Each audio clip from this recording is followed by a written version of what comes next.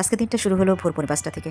ছোট মেয়ে নাস্তা বানিয়ে ওকে রেডি করে স্কুলে পাঠিয়ে দিয়ে তারপরে চিন্তা করলাম যে ওভেনটা অনেকদিন পরিষ্কার করা হয় না, ওভেনটা পরিষ্কার করে নিই। সে উদ্দেশ্যে বাটিতে পানি, ভিনেগার আর লেবু রস দিয়ে স্টিমে দিয়ে দিলাম ৫ মিনিটের জন্য।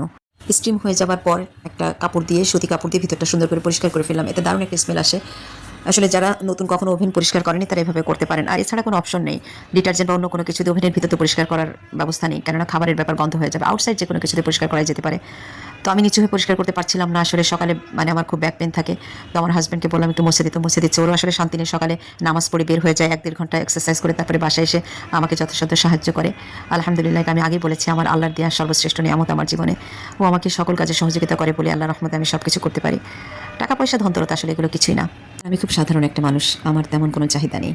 এইজন্য আমি অনেক সুখী আছি। আমার মনে হয় প্রতিটি নারী জানতে চায় তার স্বামীর কাছে তার অবস্থান কেমন।